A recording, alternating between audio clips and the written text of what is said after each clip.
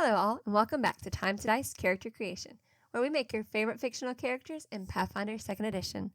Today we're going to be making Sonic the Hedgehog. But before we get into that, we have an announcement. Going up to 2 videos a week has been absolutely amazing for the growth of our channel. But with the holidays coming up, we simply don't have enough time to keep up with the workload of 2 videos a week and keep up with our actual jobs and spending time with our family. Starting next week and going through the end of the year, we're going to be dropping down to 1 video a week. This is to ensure that we can create the videos with some level of quality and consistency. However, as we do that, we want to put a little bit more effort into ensuring we're making videos you want to see. So the last Friday of every month, we are going to dedicate to a community-picked episode. Right as this video goes up, assuming we've coordinated everything accordingly, a poll has went up on the channel asking which franchise you want us to cover for our first ever community-picked episode. The options are My Hero Academia, One Piece, Marvel, and Full Metal Alchemist. So go to the community tab and help us make our first ever community picked episode the best it can be. So back to the video. Right after I remind you to like and subscribe. We still have a goal of reaching 500 subscribers by the end of the year, and if we reach it, we are releasing a very special episode that I can assure you will want to see. Okay, now back to the video. Sonic is a hedgehog who has all the powers of a hedgehog. That means a back full of quills, curling up into a ball, and the ability to break the sound barrier on a whim.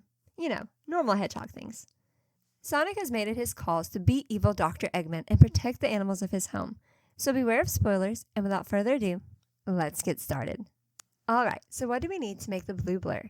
Well, if we want to make Sonic, we've got to go fast. Sonic regularly moves at the speed of sound, so we need to make sure our Pathfinder character is as quick as possible.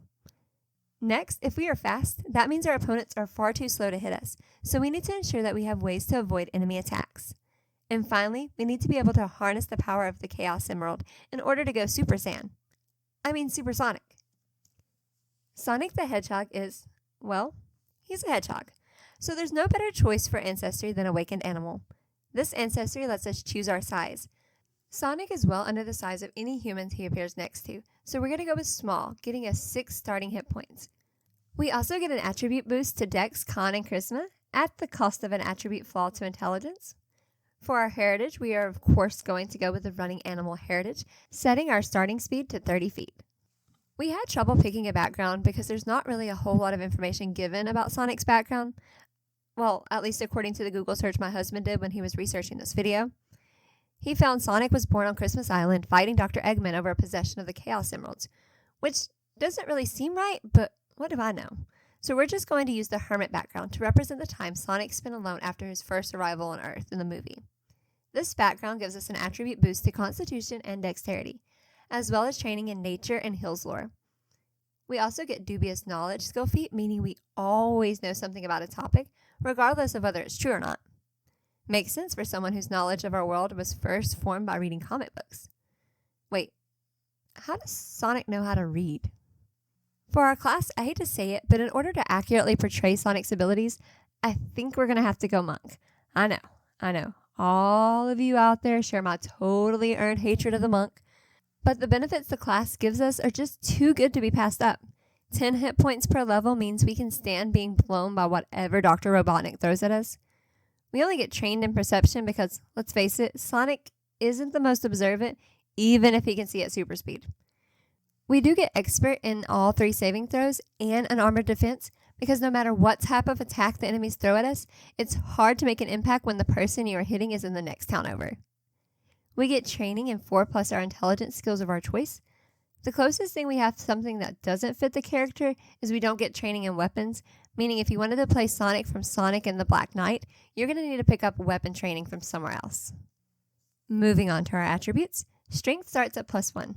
For Sonic, every day is leg day, so maybe try to kick foes rather than punching them. Dexterity is at a +4. Contrary to popular belief, Dexterity is not the speed stat, but it is maneuverability stat, and Sonic has no problem running around at high speeds. Constitution is at a +3. Once again, Sonic regularly breaks the sound barrier, and his little body remains intact. Intelligence is at a -1. Sonic is one of those quippy little jokesters who appear to be dumb, but really just has a sense of humor. We are mostly sticking with a -1 because awakened animals have a flaw to intelligence, and we need the other scores enough that we don't have enough to fix this. Wisdom is at a +1. Sonic may not be very observant, but he has like 100 times longer to pick up on things from his point of view. And charisma is at a +1 because he's quite a likable guy. It would be higher, but he flossed in both the first and second movie, so we have to subtract that on principle. For our skills, we get legendary in acrobatics and athletics. Acrobatics is a no-brainer, and we need athletics for jumping off spring pads. Everything else is just trained. Take what you want, really. We just need athletics and acrobatics, and monks are not a skill class. Level 1 monks get powerful fists, bumping up our damage with unarmed attacks from D4s to D6s, and flurry of blows letting us make 2 attacks for a single action. We hit fast and we hit hard. There's nothing more Sonic than that. For our class feat, we're going to pick up Chi Rush, and if you are familiar with Pathfinder before all the remix, this is Ki Rush. This lets us stride twice at our full speed and get concealment until the end of our next turn, at the cost of a single action. 1 level in, and we are already bending the action economy to our whims. Well, buckle up, because we've got a lot more where that came from. For our Ancestry feat, we're going to get a little controversial. The Sea Legs feat gives Sonic a swim speed of 10 feet, as well as the ability to hold his breath for up to 5 minutes. Now, I know Sonic can't swim in the games, but that doesn't stop him from running along the ground underwater. And when it comes to holding his breath, Sonic is the only character I know who's able to absorb the oxygen from bubbles to replenish his air supply. At level 2, we're going to pick up the Dancing Leaf background, adding 5 feet to any of our high or long jumps, as well as letting us ignore any distance we fall as long as we are adjacent to a vertical surface. Great for when you need to run down the side of a skyscraper. The Slippery Prey skill feat ensures that we are hard to pin down, giving all of our escape attempts the equivalent of the Agile trait. Sonic's #1 weapon is his speed, so we can't have him getting grappled, can we? At level 3, we get our first general feat, $5 if you can guess. It's Fleet. We are taking the Fleet feat for 5 extra feet to all our strides. We also get incredible movement, increasing our movement speed even more, as well as Mystic Strike, counting our attacks as magical, letting us punch through metal without shattering the bones in our hand. At level 4, we're going to pick up Deflect Projectile, letting us use our speed to gain a +4 circumstance bonus to our AC when targeted by a ranged attack that we can see. Outrunning bullets is just another Sunday afternoon for Sonic. And the Titan Wrestler feat ensures that our usual tricks will work on our opponents, even if they are bigger than us. That's like 80% of Dr. Robotnik's robots, so this feat should come in pretty handy. At level 5, we pick up the Wild Stride Ancestry feat, letting us run an additional 10 feet with our strides, as long as we have both hands free. Maybe it's a good thing that monks don't use weapons after all. We also get Expert Strikes and Perception Expertise at this level, boosting our computers and piloting skills to master. At level 6, we get the Advanced Chi spell, Shrink the Span, letting us teleport to anywhere that we can usually get within a single stride, for a focus point. Most of the time, Chi Rush to move twice for a single action would be better, but this avoids reactive strikes as well as lets you avoid hazards, so it has its place. Besides, just getting the focus spell gives you an extra focus point that you can use for Chi Rush anyway. We also get Rapid Mantle at this level, letting us grab an edge using athletics instead of reflex when grabbing an edge, as well as letting us pull ourselves up onto the ledge in standing for a free action. At level 7, we are going to pick up the Adopted Ancestry to allow us to take Rat Folk feats. I will offer no further explanation other than it will make sense later. We also get Weapon Specialization, increasing our damage with all strikes we are expert in, and Path to Perfection, boosting our reflex saves to master, as well as increasing successful reflex saves to critical successes. At level 8, we get Wall Run. I don't know why all fictional speedsters are considered being able to run up walls, but it is a common trope, so here you go. And the Kip Up skill feat lets us stand up from prone as a free action that does not provoke reactions. Anything that cuts out actions is fitting for Sonic. At level 9, we are going to pick up the Ancestry feat Rat Folk Roll, letting us stride up to 4 times down an incline for only 2 actions, as well as doing 4d6 to any obstacle we hit. This is pretty one-to-one with Sonic Dash Attack. And further advancing our attacks is Metal Strikes, treating all our unarmed attacks as both cold iron and silver. This is helpful, but I still wouldn't go picking a fist fight with Knuckles. At level 10, we get one of our most powerful feats. Winding Flow lets us take actions to stride, step, or stand. We can't use the same action twice in a roll, but this can be useful for stepping out of an opponent's range and then striding away. We also get Water Sprint, letting us run along the waves, negating the need to swim in the first place. Level 11 monks get their second Path to Perfection, increasing our fortitude saves to master, as well as bumping successes to critical successes. And the incredible initiative feat helps ensure that not only can we outspeed in combat, but we can also get the drop on them before they ever get a chance to react. At level 12, we get the dodging roll class feat, making it even easier to avoid reflex saves, as well as giving us a tad bit of extra movement. And the powerful leap ensures that there is a spring pad whenever we need it. I guess we are playing Smash Bros. Now. At level 13, we're going to pick up the You're So Cute Ancestry feat, mostly just so I can laugh at the first design of the movie Sonic. Aren't you glad that we didn't get stuck with that? Graceful Mastery increases our armor class proficiency to Master, while Master Strike ensures that we can hit foes better than they can hit us by increasing our Deception modifier to Legendary. At level 14, we can pick up Mixed Maneuver. Why pick between shoving and tripping a foe when we can do both? And with this feat, we don't have to worry about multiple attack penalties.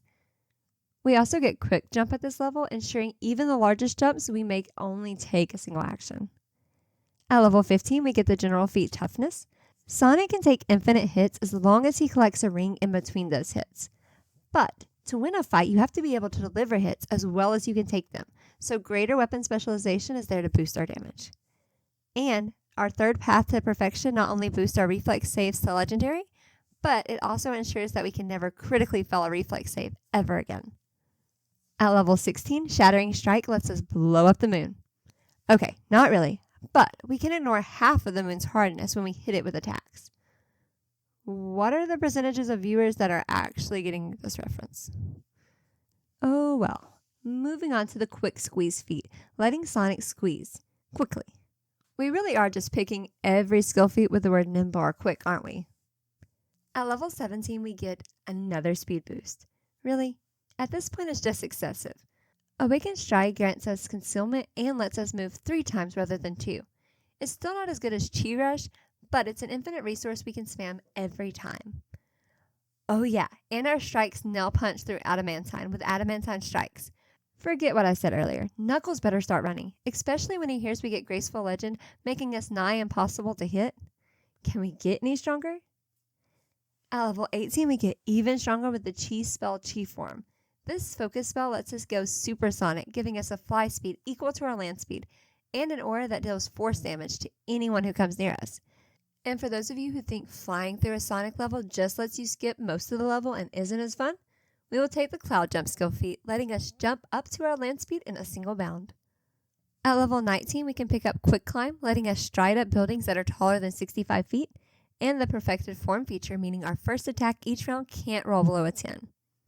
That still probably won't be enough to hit boss monsters, but it does mean that you'll probably be able to take out swarms of smaller murder drones with a great deal of consistency. And finally, at level 20, it gives us access to the class feat Enduring Quickness, meaning at all times we are permanently blessed with an extra action that we can use to dart around the battlefield with reckless abandon.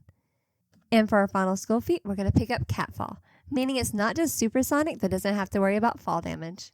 Now that we've finished Sonic, let's take a look at some of the build's pros and cons. Well, the most obvious benefit of this build is that we are insanely fast.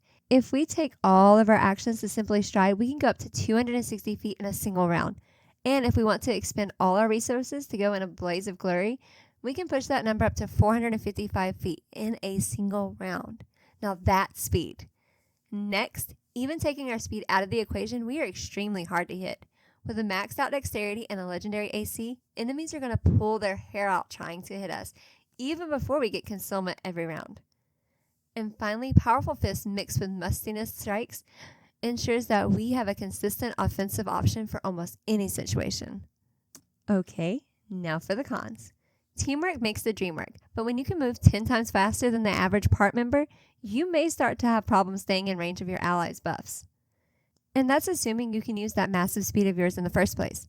Not every fight is fought in the Green Hills, and if you find yourself trapped in a tight space, you may find that even with your massive speed, you can't get out of range of an enemy with a longbow.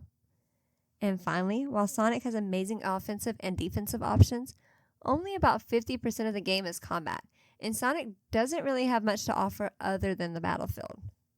Thank you so much for watching our video. Make sure you like, comment, and subscribe, and go to our community page to make sure you vote on who you want to see on the last Friday of the month.